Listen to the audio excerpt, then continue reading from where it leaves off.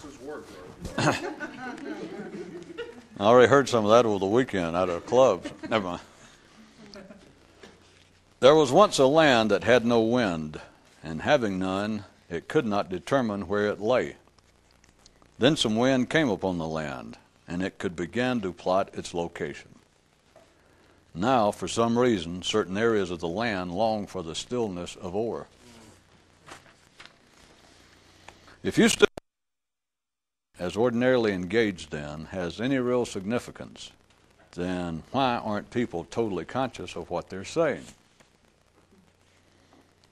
I realize this question constitutes a kind of dirty trick, but only if you think about it enough. Enough that you realize its wider implications. Local fate told one man, "You can count on me, but don't count to 3. You know what to do. Leave it at 2." Some men were standing around talking, and one of them said, "Drugs make my mind work funny." And another noted, "So does alcohol, mine." And a third man added, "Heavy daydreaming gets mine doing funny stuff." And a fourth guy, who decided not to speak up, was thinking to himself how just his mind made his mind operate in curious ways. Today's non-standard mental health tip. You can't go crazy unless you're serious about it. There was once a man who came to a strong suspicion that his understanding of things would vastly improve if he could figure out the original need for, relationship and difference between the two words and but. One man got the serious fidgets when he started seeing life work in triple digits. The comforting aspect of existing in a world of even-numbered dimensions is that everything has its reflection. E.g., lands of 2s and 4s are lands of mirrors. Another excerpt from our Mystic's Book of Distinctions. To be ordinary is to be prepared to be ordinary, which I guess implies that to be otherwise, you've also got to be primed to be. A tip to help diminish the possibility of misidentification. If you speak and use words to mean no more than they do to everyone else, you're a cannibal. The exercise of proper preferences is necessary for the maintenance of the body. So too for the perpetuation of one's mental condition. So, if you want to keep thinking like you do now, just stick with those same old mental preferences. The band leader announced, "The name of this next song is Logic Has Nothing to Do with It." And for those of you who'd like to dance along, but for you don't know the steps, just remember, logic has nothing to do with it. A 1 and a 2. Query: would men know how miserable they are if they couldn't think about it? I won't ask the related obvious.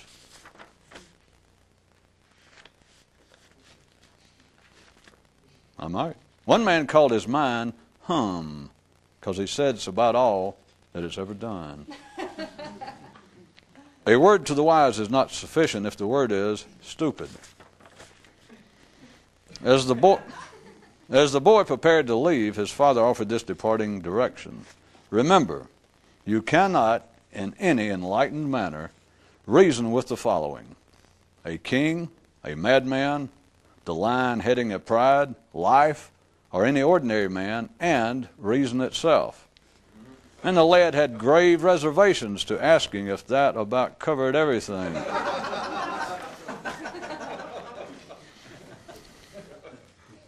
Quick, describe the world's most useless act. Assigning a rewrite editor to your front porch to assist in traffic reporting. Quick, definition time. History. Preferences run totally amok. Once upon a time there was a kingdom in which, when you were born, you were given 2 boxes into which, for the rest of your life, you could put things. There were things apparently appropriate for each box, and each seemed capable of accepting a limitless number of things. But there was one curious aspect of the affair, which was that the number of things in one box could never match the number in the other. Left to their own devices, wolves will live a strictly canine existence. And those who expect otherwise display even less intelligence than the prey upon which the wolves feed. Huh? All who talk, save the more conscious, deal in mere autobiography. A man wrote the Knowing Doctor and asked, "What constitutes being more conscious?" And the doctor replied, "There can be no answerable answer to that." One man offers the suggestion that maybe it's the mystics who've always had it backwards, and that it was initially the interest in expanding one's consciousness that was the light-hearted, casual little pleasantry, and that it was they who took it far too seriously. He goes on to note that if this be so, then it would tend to answer a lot of questions in this area. But what such thinking fails to realize is that in a world of mirrored images and binary-based preferences, any mental problem is solvable to no one's ultimate satisfaction, which is how the routine intellectual realm survives.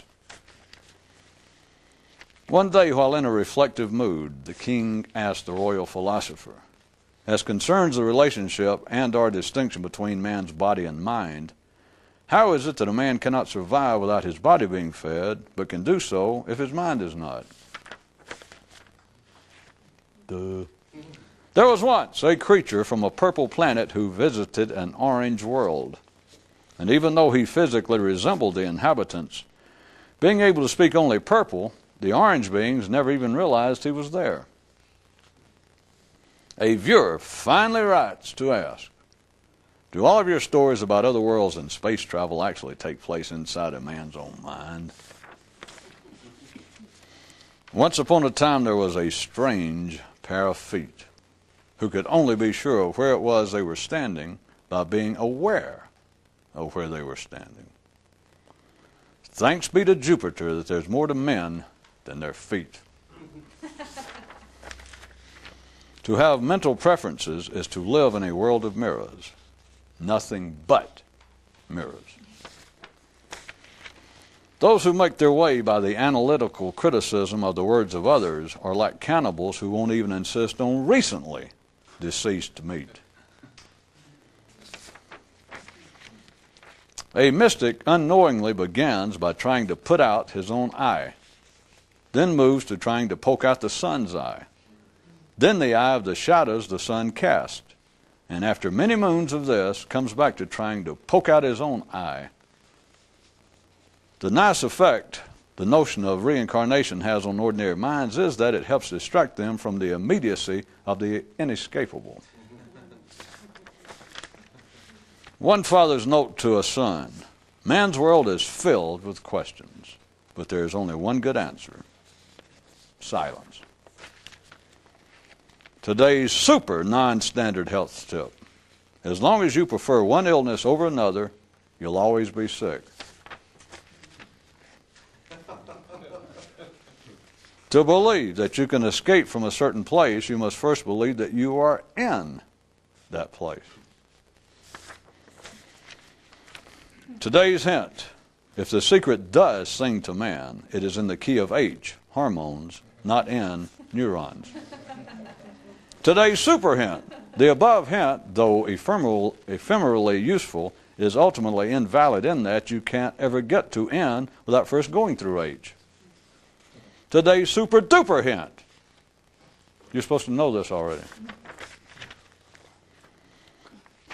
A man wrote the Simile Doctor and asked, "Dear Doctor, what word should be used to properly complete the following sentence?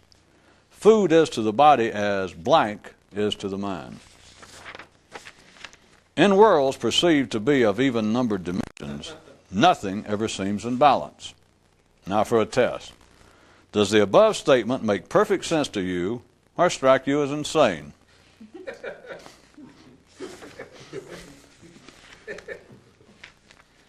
According to one legend, the head of a certain mystical order would test all new would-be knights by telling them that there was a specific dragon that they must slay.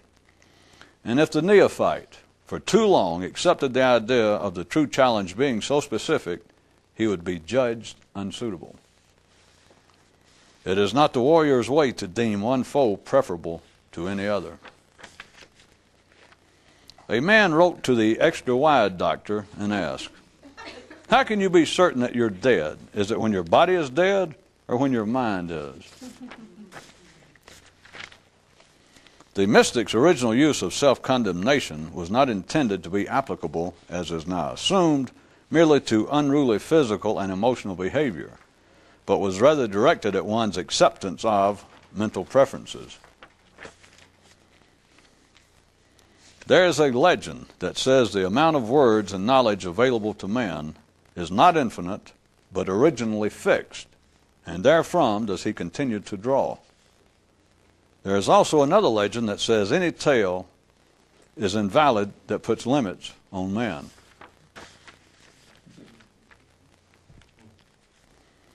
For ships to be civilized, they must believe in the necessity for a captain. For men to be more conscious, they must abandon both ship and beliefs.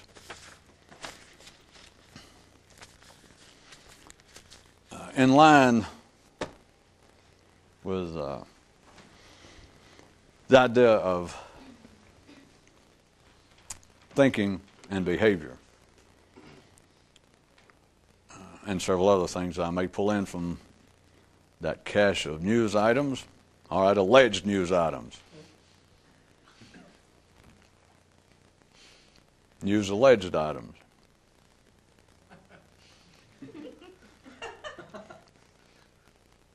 Never mind. I am going to use the best available verbal method. In that, as always, I'm attempting to describe that which is ultimately indescribable. And I'm going to use the best method, and examples, to try and create some sort of background to talk enough about things that the secret is not, so that you begin to get some sensation of where the blank spot would be, or where the little dots would be if you actually got to where you connected them. In this case, it's going to be religion, and for anyone out in TV land who might want to watch this and be unfamiliar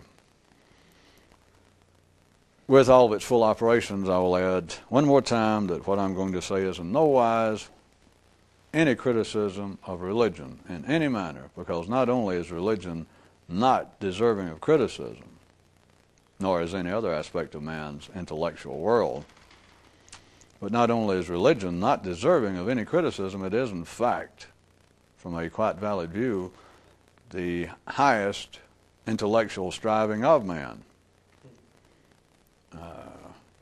You can certainly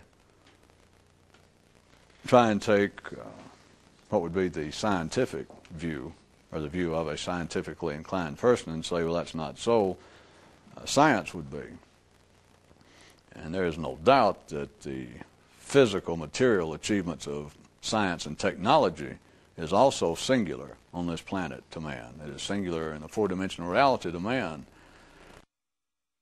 Cannot compare, which you know people continually try to and argue over it, and it just helps keep people entertained, this continuing so-called running battle and discussion about, which is superior, religion or science, or how can we ever rectify the two, how can they go on, and they're two different things. And regardless of the absolutely fascinating achievement, as we would all acknowledge, of men being able to put television cameras within spitting distance, so to speak, of Jupiter, being able to operate on man while you sit there and watch TV and have a ham sandwich.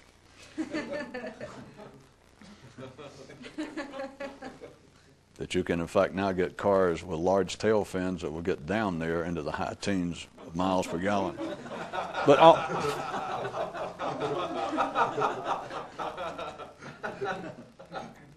back to seriousness. Religion is, in fact, if you know how to look at it, religion is, in fact, beyond philosophy, beyond all fine literature. Religion is man's, ordinary man's, common collective man's. It is his highest striving. It is the best he has been able to do with the mind.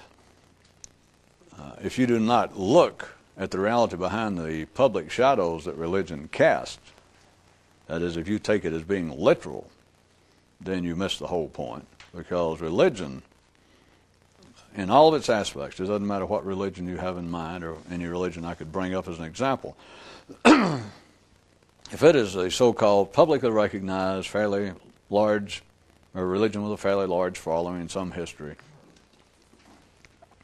the religion is not, as ordinary minds believe, the religion is not the aim. The religion is not the definition of itself. Religion is, in fact, a step away from what it originally was. That is, you're not simply trying to impose some metaphorical, strange interpretation on religion. That is, that's not what I'm about to do for those of you out that may have never seen this before and still try to follow it. It is not me taking the ideas inherent in all the common religions and me trying to personally impose or insist that I see some metaphorical possibilities behind it. That's the way, to ordinary minds, that's the way it's going to sound. That's the way anything sounds. But that is, in fact, backwards, because what it turns out to be is a literal metaphor for what it was. Well, I know some of you got that, although it sounds oxymoronical. Religion is, when it's taken literally, you miss the point, and it's now at least one stage removed from what it was, because religion, taken literally, is a metaphor for what it was originally, literally. Anyway, keeping that in mind, I was going to use, because it is always the best example, is why I keep bringing it out. Because you could talk about psychology, philosophy, and at times I use other areas, art, music, literature, but religion as one single entity, taking it out of all of man's intellectual achievements, all of his intellectual efforts, religion is the highest aspiration. It reflects the highest that man has come to, the secret. But here's what happens. Once you take the potential of man's intellect and anthropomorphize it into a God, into some external spirit, cosmic force, once you do that, you have functionally cut yourself off from any possible further understanding. You have put a quite real lid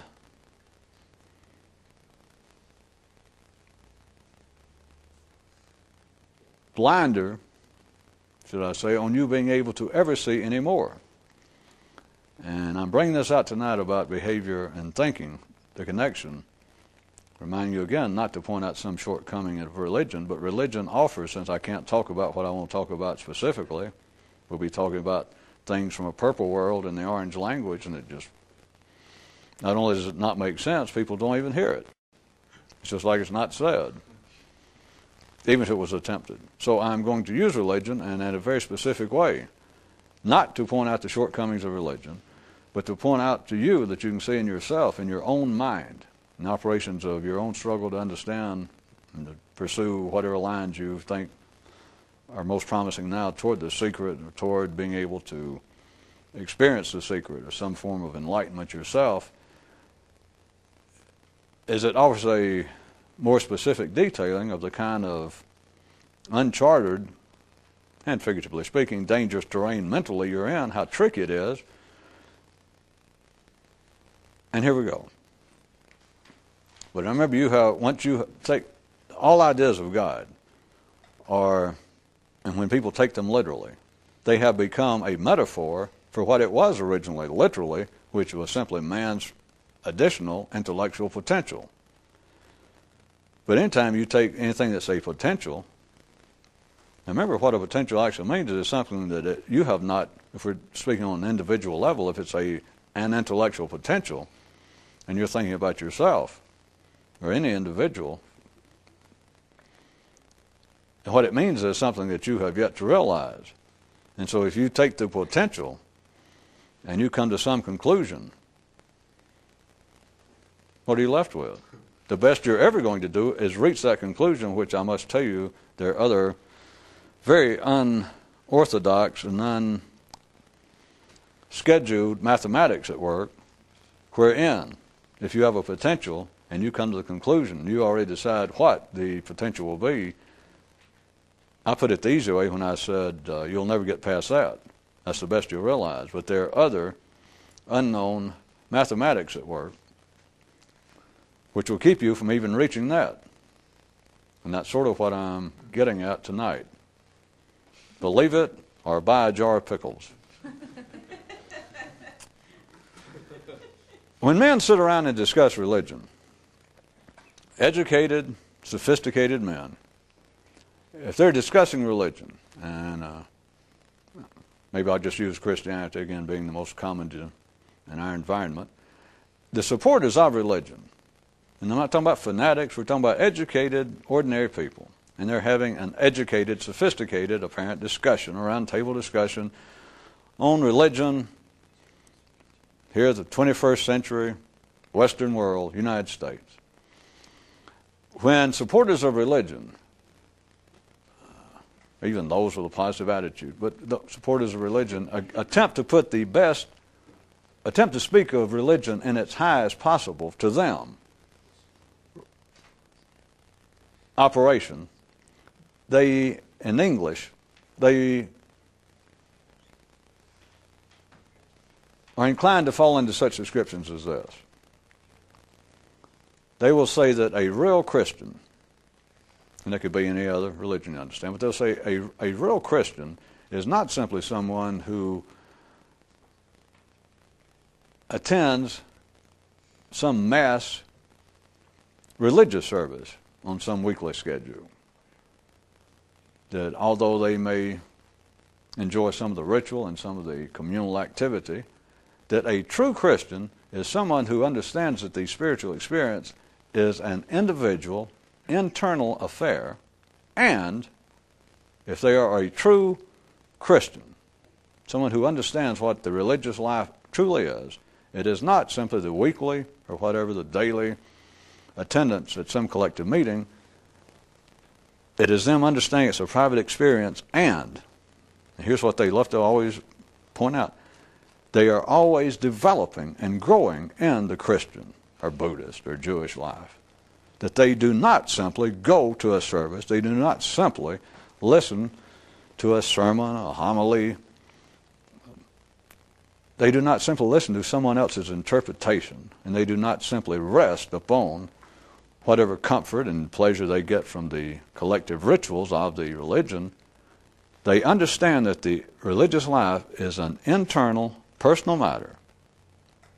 They're pointing out, they're differentiating, they say, between the collective ritualistic participation in whatever religious services they have. That they're saying that a true Christian, and remember, I'm talking about supporters of religion, not people attacking just mere churchgoers or bench warmers, as the Baptists used to call them. They're not attacking them. They're just saying that they're people who seem to just go to church, and that's all they need. But they're saying that the true Christian is the kind of person who understands that there's more to it than that. No offense to that that is part of it. But they understand that a true spiritual life is internal and personal, and they know that to be, or if they are a true Christian, they are always in a state of development.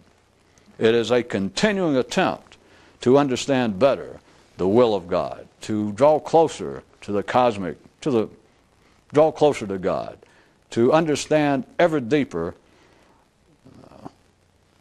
whatever messages God has sent to man. That qualifies.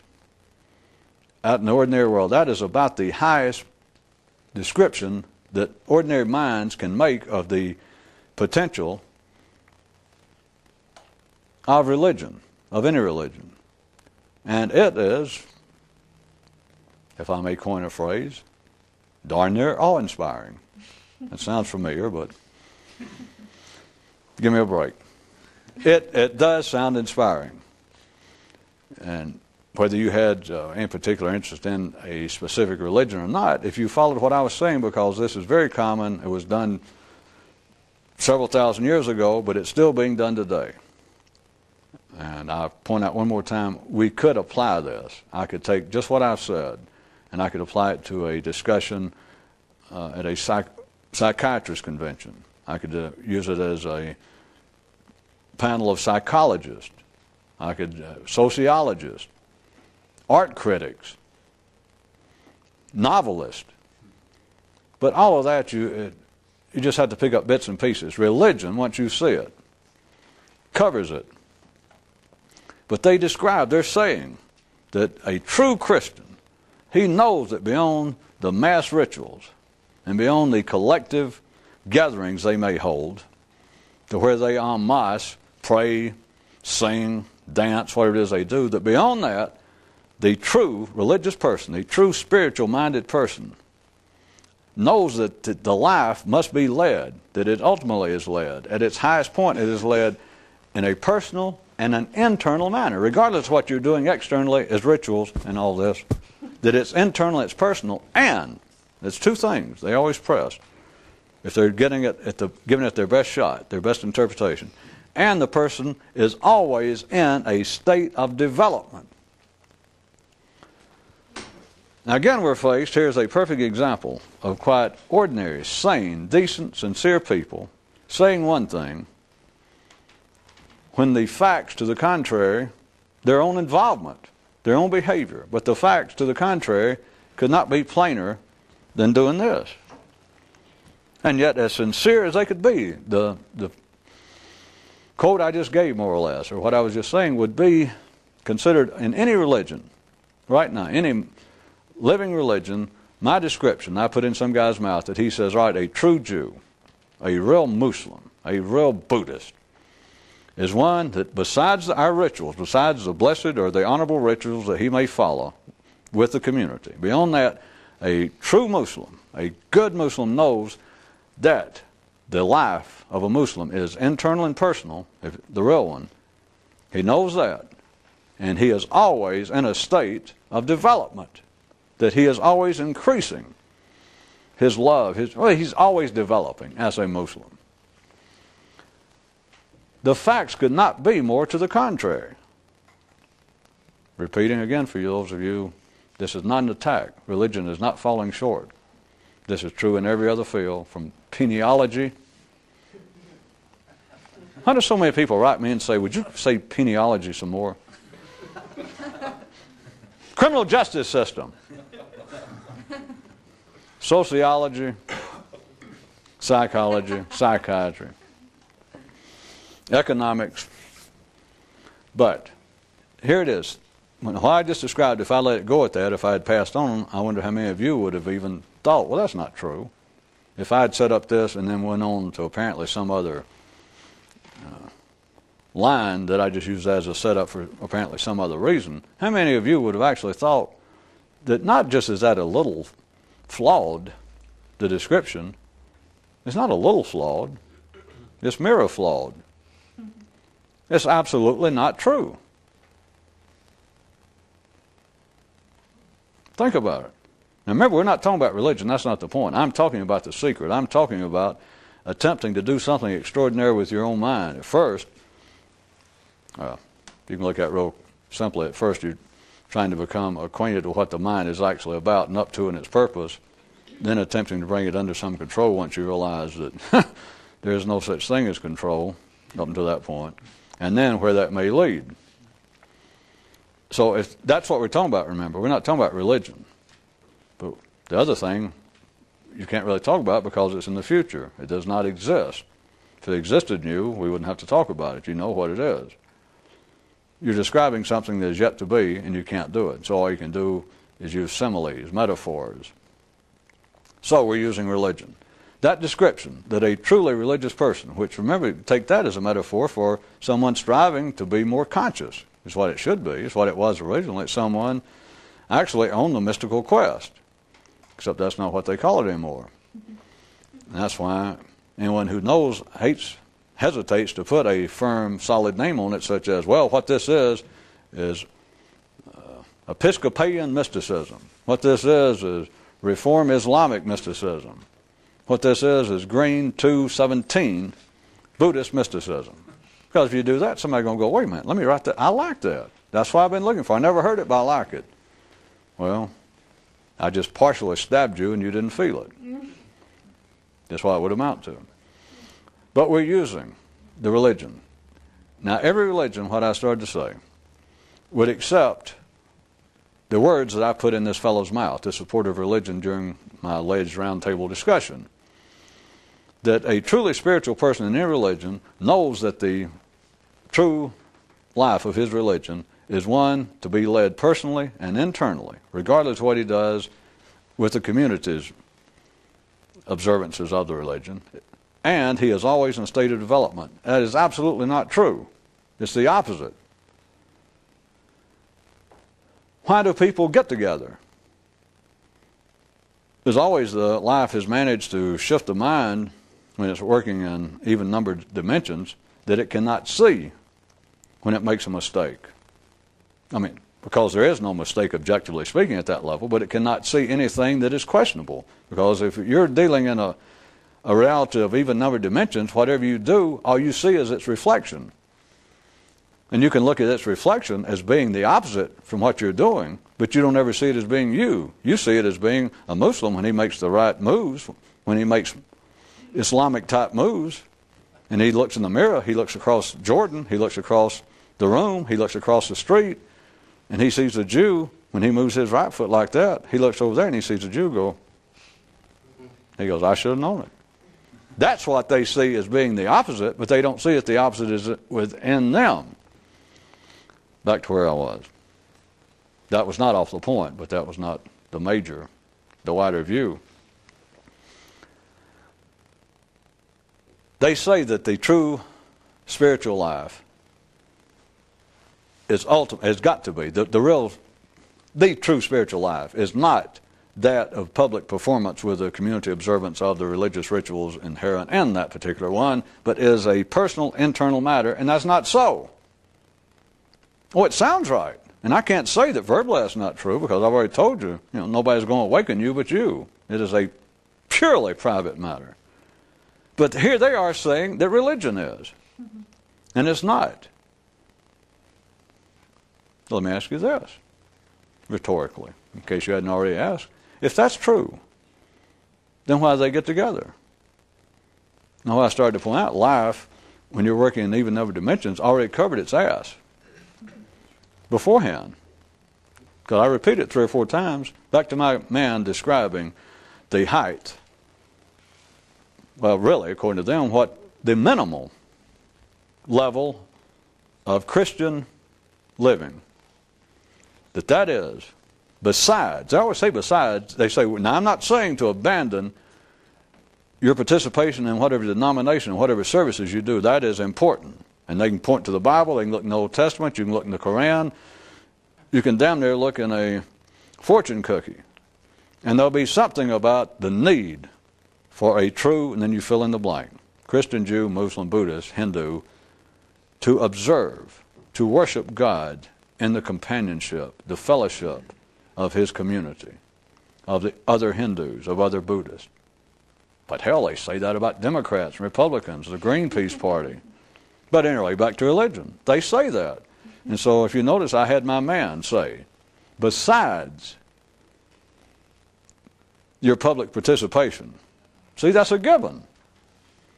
And if they need to, if they feel that they are going to be accused in any way for what they said, they'll go, now what I'm about to say does not in any way distract, nor am I in any way implying that you should participate any less with your fellow Buddhists, Lutherans, Methodists. It is very important. But that is not the true Methodist life. That is not the true Christian life. That is not the ultimate. Do that. But they don't see.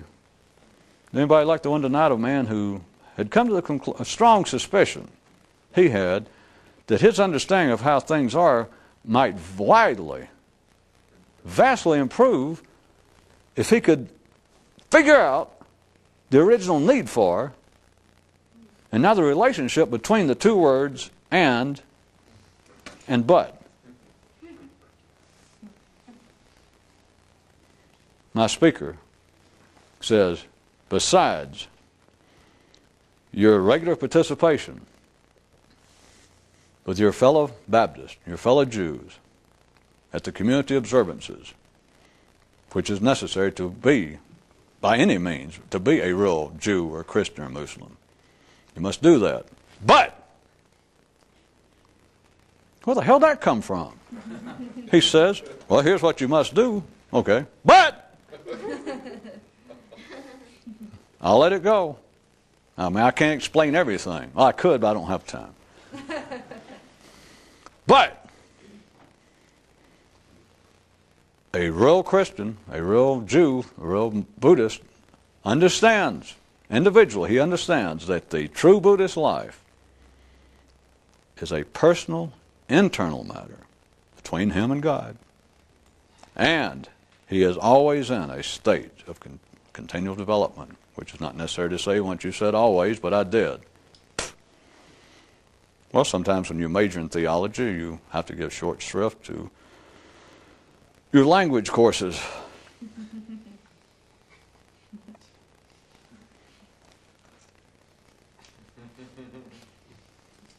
I was going to say, where's Marshall? I need someone to laugh at an English joke, but it wasn't worth it.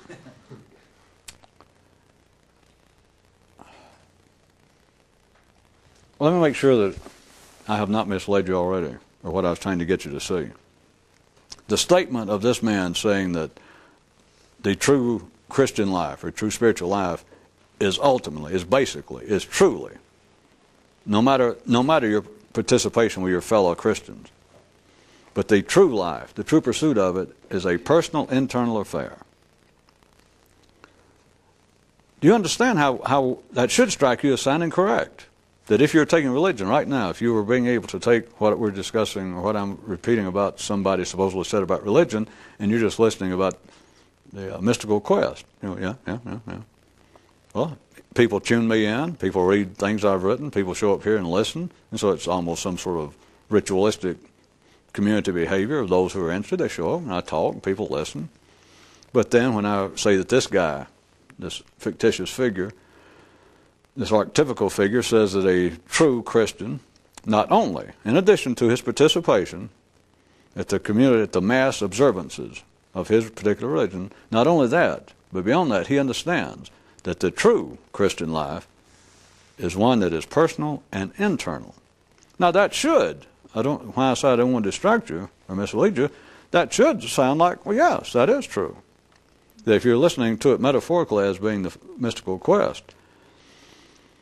But then, if you take a metaphor as being that which can mean one, as being symbolism rather than metaphor, there's something that can say one thing and mean it, and something else in addition. It does not. That is not what people do. That is not the reality of it. That is not what their behavior displays. It is simply not true. A man can say that, but remember, a man can say anything. An educated man can say that. But remember this, an educated man can say anything. Yeah, but he's a man, let's assume that he's the head, that he's the vice president of the American Council of Christians, or whatever it is. Hey, an expert, remember, can say anything. If you can put it in a sentence, somebody can say it. So he said that the true Christian life is one that's personal and internal, that is where it ultimately lies. If that is so, why do they meet to start with, regardless if they've already covered their ass? That life made them cover their ass by saying, well, in addition to this, which is a requirement, but beyond this, it is a personal and internal thing. Look around. Where do you see that displayed in life? Now, it is given some shot. It's where you find Christian monasteries. It's not that there are not people around living, in a sense, some version of the internal personal life, or attempting to. Their behavior displays the attempt to. But even then, notice when they try to live the reclusive life of the Christian contemplative, they still go, who would like to join me? At any rate, we all know that there are monasteries in every sense of the word, that there are ashrams, there are retreats, there are places where a handful of Christians, Jews, Buddhists, Hindus, they will go off, and their behavior announces the fact, and if you ask them, they'll certainly verbally reaffirm it, that they are there to devote more of their life not just to the public displays and participations of mass rituals, but they are there to truly do what this guy that I made up described, that is, to live, to pursue the true life of a spiritual person, which is ultimately personal and internal. They say that. And I am not now in any way kicking monasteries. And I'm not trying to shave verbal points down to the line to where we have cut dots over I's into so many dots and into smaller dots and cut them into two. It's not that. But notice, even in the monastery, you know enough about it. How do they live? They live ritualistically. They're no longer out, if they were a Christian monastery, Catholic, then we'd say that they are no longer participating in Mass each day in the midst of hundreds of people. It's only 12 little monks there doing Mass. But they still do Mass. They still get up at a certain time. They still have a whole handful of rules about when you can talk, who you can look at, whether you raise your eyes up or down, how many times a day you pray, how you make your bed, who's in charge of sweeping. Now you can say, and it appears to be, with ordinary minds, it appears to be that they are now pursuing more vigorously this internal, personal life that is the true life of a Christian or any spiritual person. So they're apparently doing it. But they're apparently doing it on the basis, instead of doing it amidst 200, they're doing it amidst 12. Oh, and I also know this. They'll say, all right, from 2 to 4, we all go to our private rooms, to our own cells. Don't talk to anybody. And for those 2 hours, I want you to think about the internal, personal life of a Christian. So apparently they're doing more than most people, right? Between 2 and 4. Now I want you to do it. It'll be hard, and a lot of times you won't be able to keep your mind on what you'll think. I wonder what's for supper. But I want you to try and do it. Is that pursuing the personal inner life of any, on any spiritual basis? That's a rhetorical question. The other part of it is really the most useful part, is they say that any good Christian, any good person on a spiritual path of any sort, or any good Christian, let's say, is not simply a Christian. He is a Christian in a constant state of development. That's not so. Go try to join some church and tell them how active you are. Meet the minister, meet the rabbi, whatever, and really join up and tell them this is it, that you're going to devote your life, that you've got more time in the day now than ever, more free time. You don't even have to work that much, and you're going to devote your life to being a real good Jew, a good Catholic, good whatever. And they're going, proud to hear it, proud to hear it. And you can say, I'm going to be here at every service, and if you're having any private meetings or if you ever give any private talks, I'll be there. Do you have anything to recommend I read? So he tries to, if you do too much of that, you do understand they're going to begin to look at their wife. But at any rate, that's not a joke. It's just they're not prepared for it. If you do join up, well, then stick around just a little while, a few weeks, a few months, so where they're used to, and you're volunteering your services, and you're right there, and you're paying your share to help keep the church up, and you're volunteering to sweep up and do this and that. Then start questioning the minister. That is, about the conclusive statements he makes. Well, if God wants us to do so and so, or any good Baptist knows this is so. Let it go for a few months. Sit there and nod and say amen if you're in the Baptist church. you're an Episcopalian church, just kind of nod, but without them realizing that you're about to doze off. More useless religious humor that's older than we are. At any rate, remember what I said, because you could speak to this alleged minister or rabbi that I just made up, that you go and say you're going to join up with him. And he might even say, you might say, well, now I'm going to be here. What does it actually take, would you say, to be a good Catholic? And the father said, the priest says, well, you should attend Mass at least once a day. Yes, you should confess, whatever they say, once a month or whenever you need it. And you should give such and such amount to the church. Yes, yes. And whatever else the other. You should take the Eucharist whenever they do it. You should this and that. And you go, all right. And he might even say, and you might be making notes, say, all right, I got it. Is that it? And then he might say, if he was really at the height of his religious thinking, he might say, oh, by the way, now these are the rules. And I mean, well, this is what a good Catholic normally does. This is kind of the ritualistic, or the rituals. This is kind of the basic demands that any Catholic follows. You go, okay, I got that. Nope, I'll do it. And he goes, but as anxious as you seem to be, let me point this out. It is not just the observance of the rituals. I mean, as important as they are, it's not that. You got to remember this. It's not you just come and join and you just give us so much money each week and you attend Mass. It's not that. It is an inner life. It is a personal search. It is the attempt to fulfill a personal hunger, to grow into a personal relationship with God internally. It's like this. It's not, don't just follow the rituals I've described. It's that you should be in a continual state of Christian Catholic development. And you go, I like it, I like it. Let it go a few weeks, a few months. Then start questioning the man. No hostility, just follow this. I'm making it up because it wouldn't happen. Start displaying to him that you are intellectually developing. And the only way you can do that is by questioning what he says. In other words, he says what God wants the Catholic to do. And you let this go for a while, and you come back, you ask for a private meeting one day, and you go back and you say, by the way, I've been making notes. You keep saying God wants me to do this and that. And first couple of weeks I listened to that, and I thought about it, and I thought, why not? And it sounded right. But then I sit around and reflect, and I think, well, if I take that as being an absolute dogmatic statement, then Father so-and-so, you see, you're talking to him now. And I say, then I remember you told me that a good Christian, a good Catholic, is always in a state of development.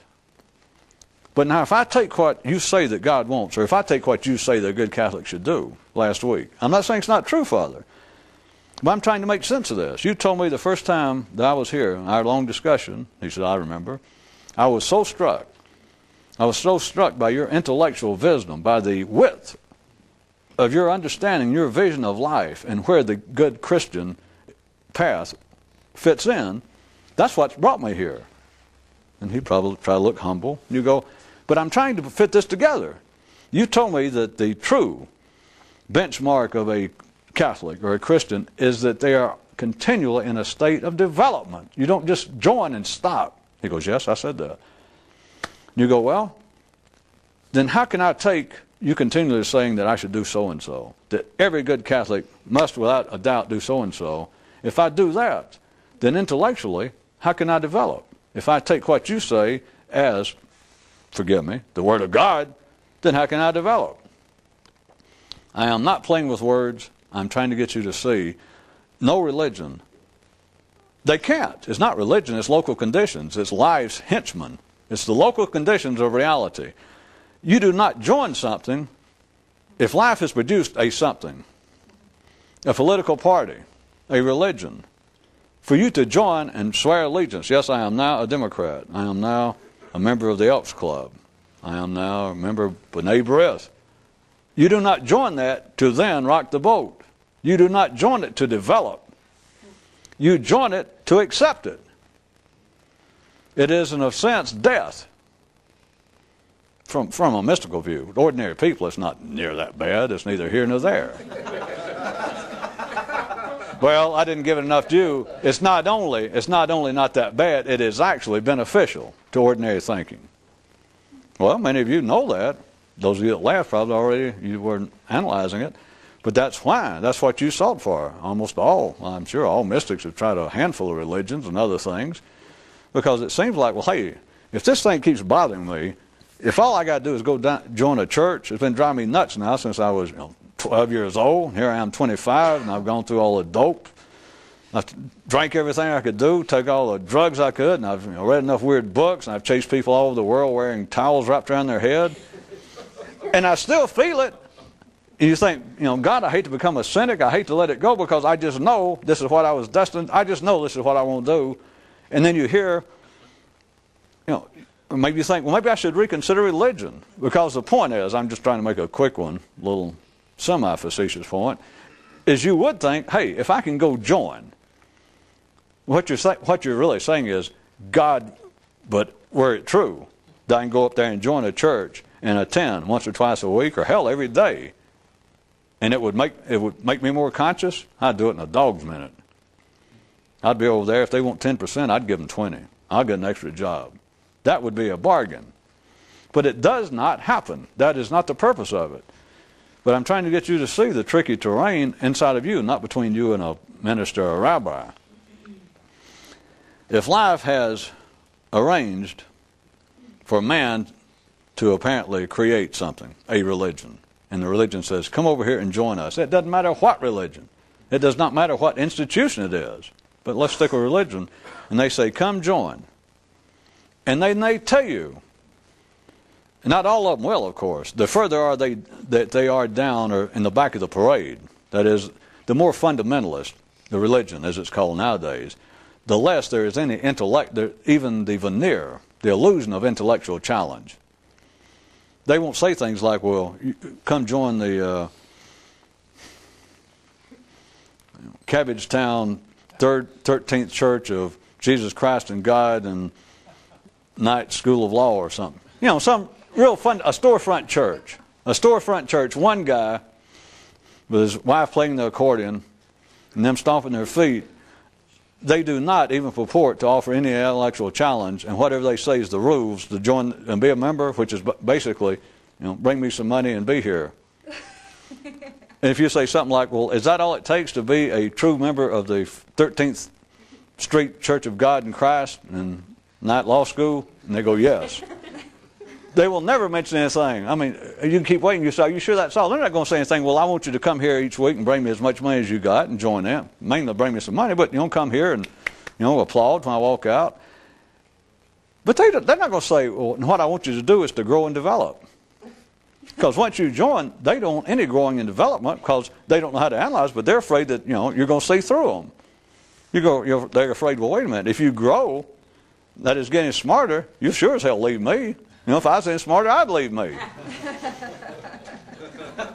The point I want you to understand, it is really higher up. You're getting at the height of mass intellectual development, even in religion. Even though many people, as I said, I understand they take religion as being the antithesis of scientific logical thinking. It's just two different things. But it is actually the height of man's achievement, trying to imagine, trying to picture in some way, even though it's a crude sense, what the future is.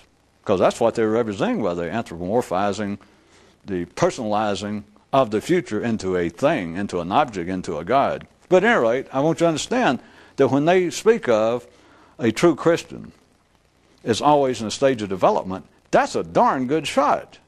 Even though it's just talk on their part, even though the guy saying that doesn't do it, and even though he won't stand for it, even though it's not reality to him, he cannot behave in that fashion. In case you think I forgot the connection between thinking and behavior, which you might as well forget for tonight because we're out. But, no, I've been talking about it anyway. They say that the height of a Christian existence, or walking the Christian path, is to forever be in a state of development. It is not true. They do not want. They don't want or not want. Remember, that's not the point. But life does not want you to develop. If you join something, that's supposed to be the end of it.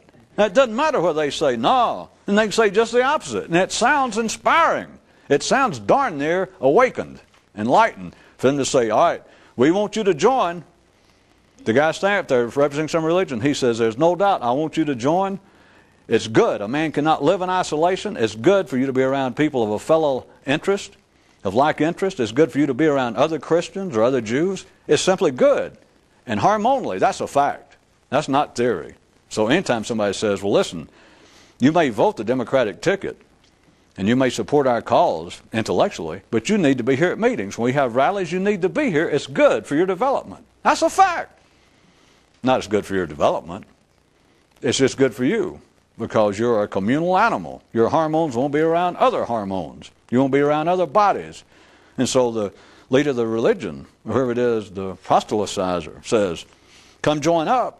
And it's important. We want you to be here. We want you to join. We want to know your name. We want to shake your hand. We want you to come to our social gatherings. We want you here at each meeting because it's good for you. God looks down and He likes to see a group of people worshiping together. It's good. But that is not the ultimate. As you begin to understand the Christian life more, the Jewish life more, you understand it is actually, at the highest level, it is an internal, it is a personal and private affair between you and God, and one in which you're always growing and developing. That's not true. Life does not want that. Local conditions do not dictate that. They say, come join this, and they can stand right there and say, just because you join, that's not the end. That's merely the beginning, because after that, you should be in a constant state of developing. Look around.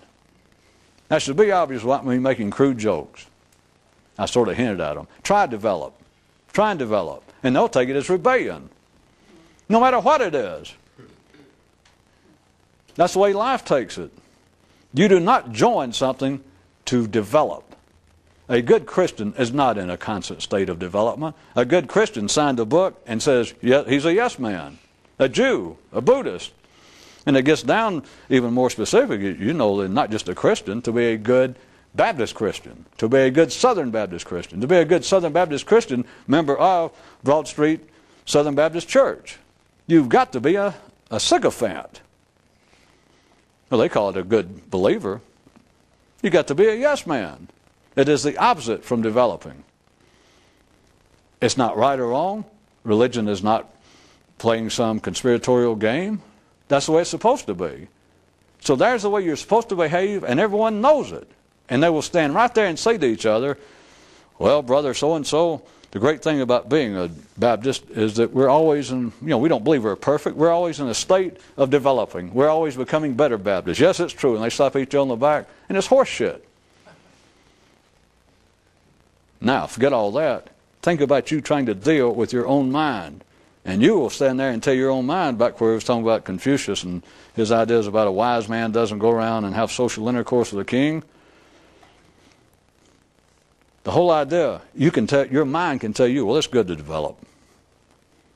Try it. Try it. And if your mind can come up with anything coherent, when you start doing it, your ordinary thinking, if it can say anything coherent to you, now we're talking about your mind instead of a rabbi or a priest, it says, you're going crazy. You're about to drive yourself nuts. That's what you're faced with. And it's not some kind of, oh, well, my God, we'll never get anywhere. Well, you never get anywhere as long as you keep trying to do that. Because it says, well, I want you to develop. What's the whole point of a mind? See, I told you I could have used education tonight instead of religion. It's harder to nail down. Usually it's easier with religion. But education would sound like, well, the place. You could be saying, well, it's a good thing you didn't use education. You'd have put your foot in it. Because the whole point of education is to continually grow and develop. Are you crazy? Are you nuts? I mean, you've been living 20 or 30 or 40 years and you never looked around and realized, well, that's not true. It's not too late. Unless you're an educator or considering going into a seminary.